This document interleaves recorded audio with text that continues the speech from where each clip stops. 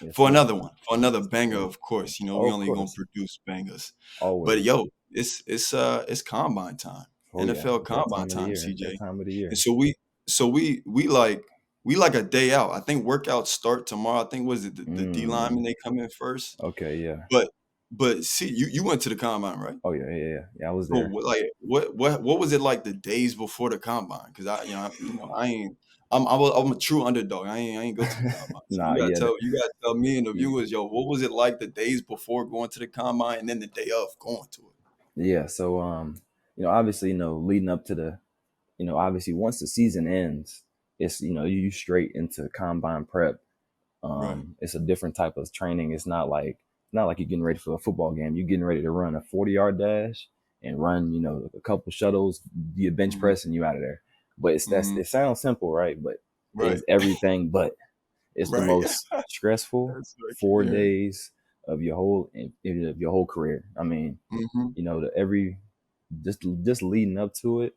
I mean, obviously, a couple weeks before you're kind of winding down your training, um, but you're meeting with former GMs, former players, all types of people, just learning questions you're going to like go over, uh, going over pre-interviews before you go to the combine and interview, and then you're just doing all types of stuff. You're getting rehab all nonstop, and then once you finally get there, Hmm. you get there, they fly you in, and basically you probably get there kind of like late, probably like in the afternoon, probably like in the evening, 6 o'clock, 6 p.m., something like that.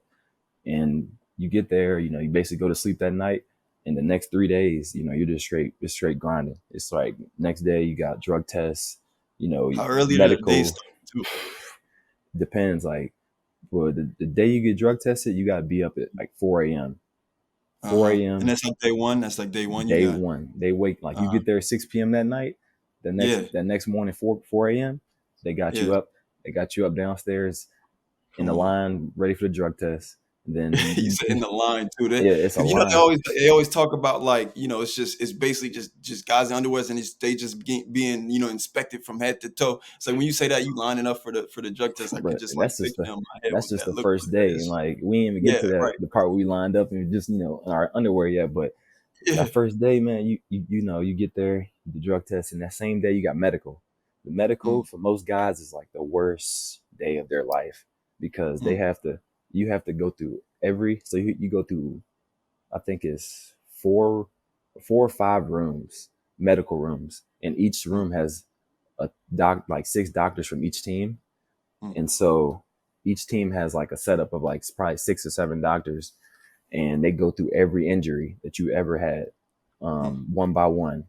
I mean, you might have jammed your finger. They're gonna go through it. They're gonna pull on your They finger. better See, tell you when that happened. they're gonna poke and pry on everything. Yeah. If you had a surgery, they're gonna push and see. They're gonna push and pull on it. Mm, See if it's hurting. See if there's anything wrong with it. Um, any type of injury that you had, they gonna find it, and then they gonna mm, like they give you a number as far as like how many injuries you had, and then that goes, and you could be in there depending on if you had like surgeries and stuff, they'll send you out mm, for MRIs. mm. So you can that day can go from being up at 4 a.m. You might not go to sleep until 2 a.m. because Sheesh. you at the hospital getting MRIs. It's so backed up What? because it's so backed up because it's like 300 people getting Right. MRIs at the So same guys time. getting So MRIs. Right. so you just waiting in line to get an MRI. You could be there. Yeah. Some guys won't get back till 2 a.m. Then they gotta be up the next morning for your you basically the next day. That's when you got like bench press. They Right. weigh you in. They do Just all the your most measurements and important stuff. workout of your life. Exactly. You feel me? Like so, Yeah, yeah, yeah. it's like it's crazy, man. Then so you that Mhm, second day you basically doing they measurements, and that's where they line you up like in just your underwear. They just line you up mhm, in your mhm. underwear, and you walk on stage in front of 34, 32 coaches, or Yeah. 32 like strength coaches. But Mm. that's Right, right, right. It's more than that. Yeah, it's like 100 coaches in there, and they exactly. just looking at you like, oh, he been working out. Right, right. I mean, when I got drafted to Seattle, my running back coach, he was like, yeah, we saw your body when you was walked on stage at the combine. And we was like, has he really been working out? Like, Oh, no. So they tried you. They yeah, just they they gonna try Yeah. it. And like I had to tell them, I was like, yeah, like I couldn't lift because my shoulder was messed up, so I couldn't lift, Mm. and Oh, okay. I had a messed up high ankle sprain, so I was Damn. recovering from high ankle sprain, so I really Right. couldn't Right. run or lift, and Right. so that's why Damn. So I you, got, so you were really one of those guys maybe before the combine, like, man, like I don't know, this stuff might actually hurt me going into it. where all I did was run the 40 at the combine because that's all I could really Yeah. do. That's really all I Yeah. could Man. really do. Um, Wow. but yeah, all that, you got all that stuff, and then leading up to all that, the last day of the combine, that's Hmm. when you work out. That's when you got your 40 Yeah. shuttles, all that, and you got to go through all this stuff, Right. Right. all these bells and whistles before you can even work out, mind you. And I even throw in every Uh, time you got a little free time, you got mhm. interviews. You got to Oh interview. wow. You might Right. have to talk to, might have to go talk to a coach. My coach might hit you up. Um, you'll have an interview with, like, depending on, like, how, like the teams that want you, like you might have an interview with like 20 teams, or you might have an Hmm. interview with every team. I think I had an interview with 26 teams. Wow. And you got to go in. You literally go into a hotel room where it's the head coach, with the offensive coordinator, assistant coaches and all that, and Hmm. they gonna quiz you. They're gonna test you. They're gonna be like, hey, like what do you do on this play? If I'm a running back, so they'll be like, all right, so they'll tell you to drop a pass protection and tell Hmm. you like who you got to block on it, basically. And so, um, that's kind of the process you got to deal with. And then you go into that last day, you work out, and you leave, Yeah. gone back home Just come, right like after you work. just leaving there just completely drained, just not just only physically drained, but just mentally drained, right? By the time you get to that workout, you're so mentally drained. You're just like, Yeah. I just want to get this workout over with. Like, Right. I'm just trying to work Damn. out and leave because you're so tired. Like Yeah. that, like, especially that medical day drains everybody because it's like you just don't know. Like some guy, like I had to go get X-rays and stuff, so I got back to the hotel like 10. So I actually got some sleep. My Hmm. roommate had like 3 MRIs. He had like 2 knee surgeries. So he was at the hospital until 2 a.m. and we had to be Wow. up at 5 the next morning. Wow. I was Oh like, my. man, Oh my God. You just feel for I that. was feeling for You him. just gotta feel for him in that instance. You're just like, damn, Hey, man. bro, Like, ain't nothing I can do for you. Like, I'll send you a prayer though. you I'll feel send me? a prayer out for you, my boy. You But feel me? But yeah, gosh, yeah. Well, that's how I I can go. imagine that was a hell of an experience. Well, hey, Notre Dame, we about to be well And represented in that's this year's combine. absolutely, So man. It's always we got a number of guys about to go through those same stories that you really just told us. Now what which one of the guys you looking forward to the most at the combine, and then which one are you looking most forward to in the NFL? BetOnline remains your top spot for all of your live betting action and contests. NFL, college football, UFC, NHL are all in full swing. BetOnline is your number one source for wagering news, odds, trends, and predictions with both desktop and mobile access at any time. Head to BetOnline today and use promo code BELIEVE, that's BLEAV, for 50% off your first deposit. That is a 50% welcome bonus. Bet online, where the game starts. um I think, for me, and just I gotta go Audric, just running back life. I'm definitely looking forward to how he performs at the Hmm. combine because that's gonna be a big reflection on his draft, kind of where he goes in the draft. Right, right. For him, because like a guy like Joe Alt, you know, we kind of know where he's gonna fall. He don't really all he can just kind of show up to the combine and Just show up, top 10, he'll be out. You top feel me? 5. You feel me? So he don't got to do much, but Right, a guy like Audric, he's still I don't know what they got him ranked as far as running back wise, but mhm. I know he's in the top 5 at least. Yeah, So yeah, yeah. Yeah, kind of well, and how he as defends. far as Yeah. some of these other names too, so that people know, Joe Alt, obviously, Mm-hmm. one that's at the combine, Audric Estime, Cam Hart, Cam Hart. Blake Oh yeah. Fisher, Javante Jean Baptiste, JD Bertrand, and Marist Louisville. Luafau. Yeah, Maris Louisville. Yeah. Luafau, right? Yeah, hopefully I Mm-hmm. pronounced his name correctly. But yeah, those are the guys that we got representing this year. I'll tell you what, one guy I'm looking forward to seeing, two guys that I'm looking forward to seeing. I mean, just like you said, Audric Estime, I'm interested to see how he tests, Mm-hmm. right? Yeah, Because I got exactly. a couple pro comps that we'll talk about that a little bit later. But I'm also interested in seeing Cam Hart and Mm-hmm. Maris Luafau. Yeah. Those two guys, I'm interested to see how Cam Hart tests, and I'm interested to see how Audric Estime tests. Yeah. But a guy like Marist, I'm just happy he gets to go here and experience this. But we know Exactly. a guy Yeah. like him, it's how he shows up on film, right? Mm-hmm. Like that was a guy, yo. I love watching that dude play. Number 8. Oh yeah. You know, at Notre Dame, we don't got the names on the back of our jerseys. I mean, we did, I guess, for our Right. bowl The game. bowl game. Not That's it. number 8. Number eight was a Tough. problem. He was You know tough. what I'm saying?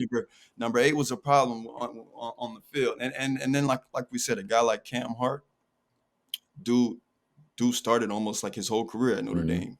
I know a guy like Devin Butler. He's mentioned his name a few times, Yeah. like during the season. But this dude, what I think he has like 32 starts under his belt. Mm. He's lining up against the best receiver on every team that he plays week in, week out. And how often were we seeing receivers have big games against Notre Dame? Very rarely, Rarely you know. happens. Very Yeah, rarely. rarely happens. So he's a guy that I think is going to translate very well to the next level. And yeah, I'm excited to see where he's going to go. And then a guy like Joe All, I mean, we already said it, yo. He top 10. It's just a matter of, all right, what colors is he going to be in? Right.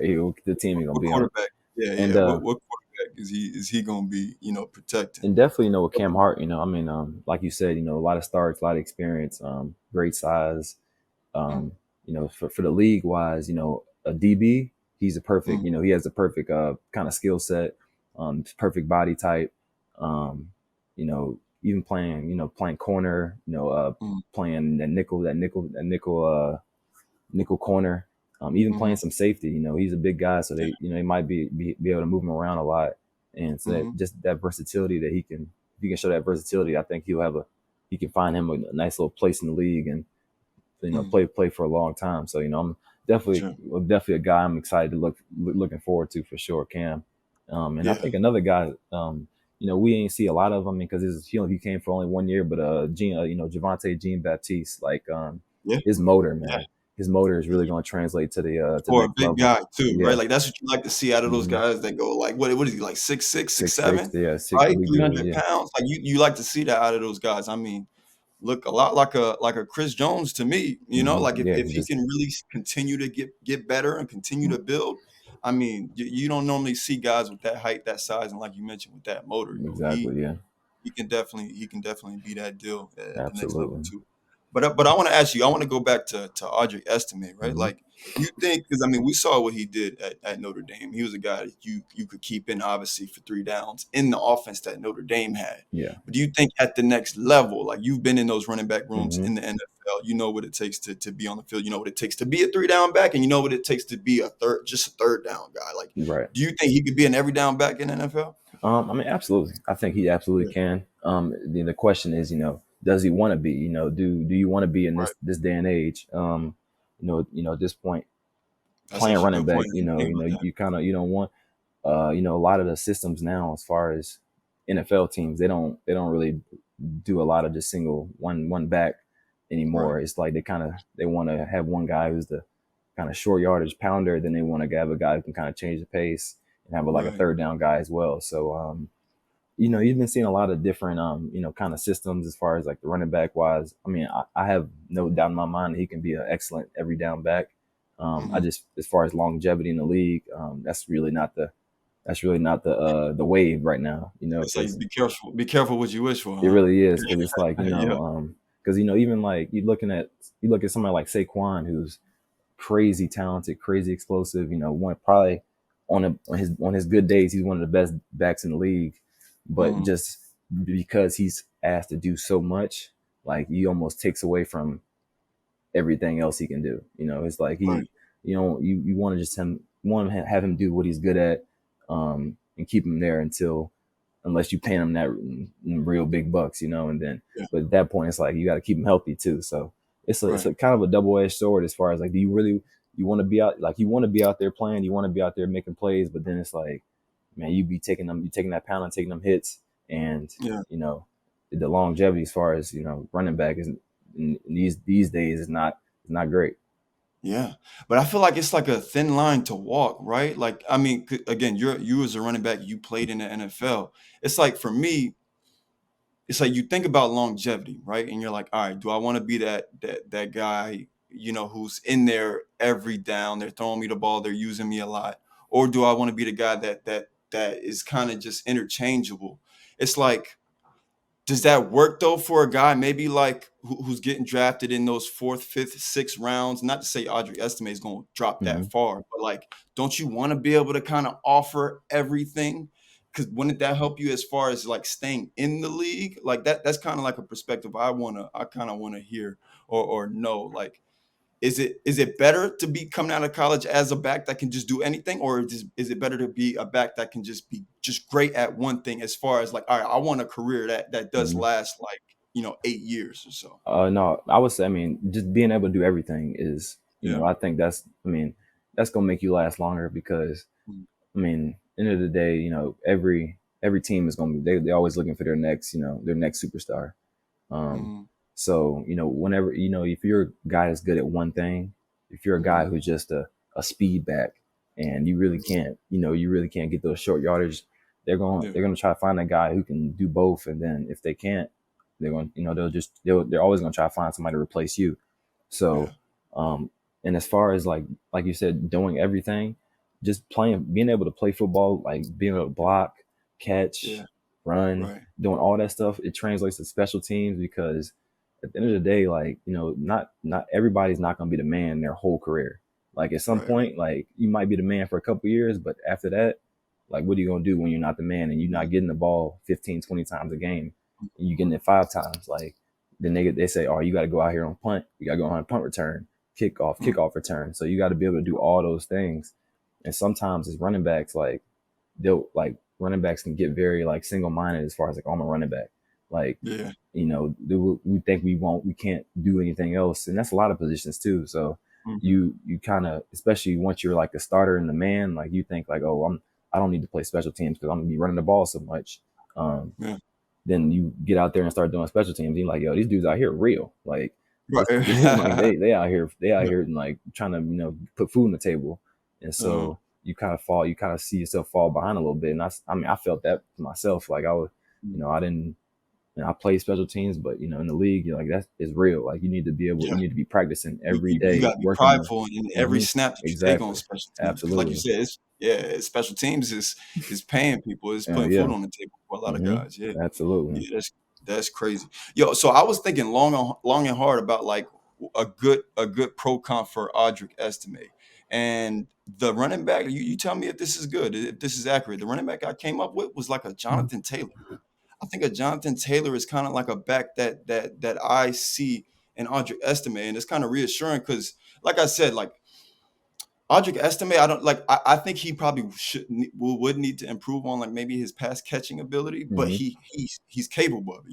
You saw it all throughout the year. I mean, he had like around 20 catches this Yeah. season. Wasn't a stat that stood out, but he showed that when you throw me the ball, I'll catch it, and that's Right. something like Jonathan Taylor, right? Like he can catch Hmm. the ball good enough to stay on the field on third Hmm. down. Yeah. And I think if Audric Estime can just prove that, hey, look, I can catch the ball good enough for you to keep me on third down, then I tell you what, like running backs in the league right now, they better be keeping track of Audric Estime because I wouldn't want to be on the team that he gets drafted by. Like, because you coming up off some carries with Oh, Audric absolutely. Estime on the team. You know what I'm saying? Absolutely. Like, And he's the way he runs the ball, like he's gonna prove himself in camp on any team that he gets drafted by. I could tell you that for sure. yeah, and I That's mean, and a guy like Audric,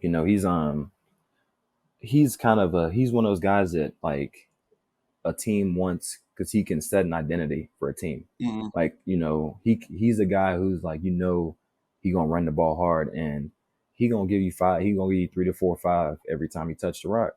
And yeah. so when you got that, you got that identity as a team, then like, you can hand it off to somebody and they can do that for you.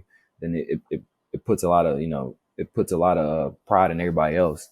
So he's a guy, I can definitely see going into somewhere and then like maybe a year in there, they're like, yo, this guy is the identity of our team because he just totes that rock. Like he gets the ball, he Mm, runs it hard, and he's not gonna go down from the first tackler. And defenses, the defense takes pride in that. The offensive line takes pride in that, and everybody else kind of rallies around them. So um, that really brings a lot to the team. So wherever he falls, I'm excited. I hope he gets to a situation where they're using him the right way, use him to mm, what he's best at, and then let him work towards getting better at everything else along the way. Yeah. No, that's everything you said was just facts, like for real. Mm-hmm. And looking at the draft prospects, like I actually was looking at some of like the draft boards before we came on, and it was like some draft boards got him at 5 actually right now. Mm-hmm. They got him at 5. They got like the guys like Jonathan Brooks ahead of him, Yeah. guys like Bucky Irving from Oregon. You got guys like the running back from Michigan, Oh, who, Blake who Corum. Blake Corum, who Yeah. actually I think is actually really good. And Yeah, actually he's his really pro good. comp for me, believe it or not, is our guy Kyron Williams, the one Yeah, that for went through. sure. For I sure. think they are 100%. very similar running backs. 100%. 100%. Yeah. Yeah. So I think in my opinion, the two most pro ready running backs in this year's draft. I mean, Jonathan Brooks is good. Don't get me wrong, but if I'm a team who's drafting, I'm either getting Blake Corum or Audric Estime. Yeah, Those for are the sure. two most pro ready running backs in my opinion in this year's Absolutely. draft. So I'm gonna be really excited to see where Audric Estime land. But I wanted to ask you though, CJ, who do you think is going to be like the underdog of this NFL draft class, right? Like, who's a guy that they're like, we paying so much attention to the Joe Alts and the Cam Mm-hmm. Harts and the Audric Estimes, but who's the guy that you think is like, all right, we wasn't expecting him to be in the league, 8, 9, 10 years, but here he is. Yeah, I think I think a kind of which guy on this list is going to be at the combine is Blake Fisher. To me, Mhm. he's a Yeah. big guy. Mhm. He's kind of he's figured it out, but he hasn't really figured it out like how really good he can be. Mhm. Um, and you can just kind of he's one of those guys you can just see sitting at right tackle for like 12, 13 years and just Yeah. getting paid like Uh-huh. 10, 15 a year, and you just don't even know about him. And then all of Yeah. a sudden, like, Like don't they call them like core guys or something like that? yeah, Like you just in the feel me? Yeah, franchise, they and just then a core guy. And they just like, and there. Yeah. then 12 years later, But he do was their job efficiently. efficient. He retired. You like, wait, he's still playing? Like, it's like, you feel me? Yeah. Like, so I can see Yeah. Blake Fisher being that type of guy because he has the size, he has the ability. I think once he's already kind of put it together as far as being at Notre Dame, been in a great system and been starting and doing great since he's been. But I think once he gets to the league and really gets be able to put it together himself, I think he's be a guy who's be in the league for a long time. Yo, you know who my guy is though? My guy JD Bertrand. JD, oh yeah, for sure, he's definitely one JD of those guys Bertrand. too. Yeah. I got to throw his number out there for like the Notre Dame. That's number 27. Okay. That's the Mike backer number 27. Yeah. That boy got heart. Mm-hmm. That boy got heart.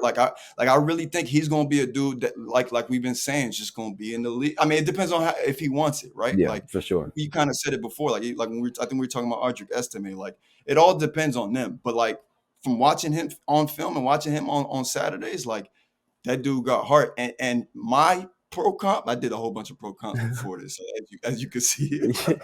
Our pro comp for this dude, Andrew Van Ginkel. You know who Andrew Van Ginkel is? Yeah, I do know Andrew Van Ginkel. Yeah. Linebacker for the Miami Dolphins. Yeah. And He it cold. might be a little bias in there, but that dude got heart and like he shows up on film. And I think a lot of people got to get more familiar with him watching if they did tune into it, was the Miami Dolphins the HBO show that they had, the Hard Knocks, the in-season Hard Knocks. Mm-hmm. But that dude fly around. He's in the backfield. Like he's just all over the field making plays. And that's JD Bertrand, right? Like, I mean, we saw that week to week. Just another kind of like glue guy on the defensive side. Like how you said, like a guy like Audric Estime really just gonna set the tone by just making like a run where he just runs somebody. It might be an 8-yard run, but he runs somebody over. He get up hype. That's gonna set the tone for the whole team.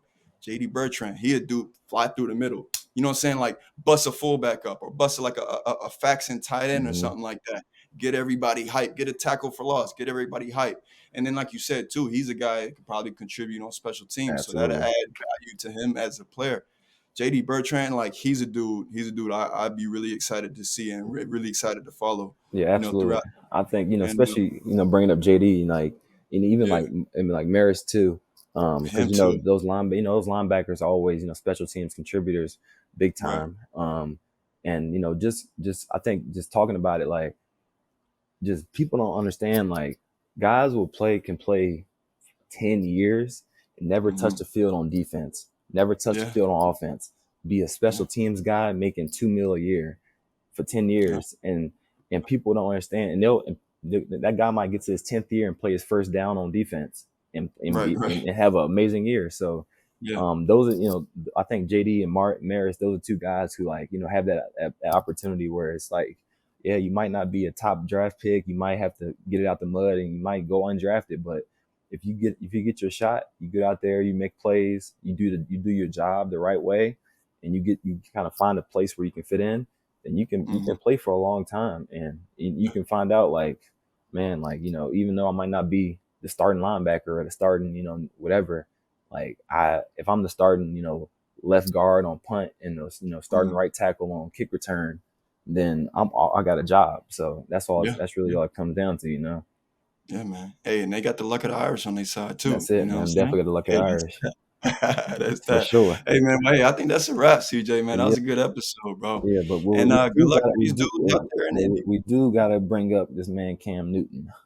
Oh yeah, you know what? Yeah, yeah, yeah. We Before got we to go, bring up right? Cam I Newton forgot real about quick, that. man. We do got to bring up this, and Yeah, yeah, because yeah, I know everybody probably saw it, but Cam Newton had about three dudes yoked up. It was a crazy scene, wasn't it? He had about three listen. dudes yoked up. They was throwing words back and forth at each other and whatnot. Like yeah. So I know because you're a coach yourself, Mhm. right? So I Yeah, know this was like a 7-on-7 tournament. The coaches they were getting into it. Like what can that be like, right? Like you may be playing another team. They getting a little too excited after maybe every single play on the other side. right. They get to talking trash. Like, what can that be like? And how do you think that actually transpired in this Cam Newton situation? I mean, like, I think, I know one of the guys was saying, he was kind of talking trash a couple of days before. Mm, Um, and, for me, it kind of, it definitely kind of how it happens. It kind of, it's kind of a build up.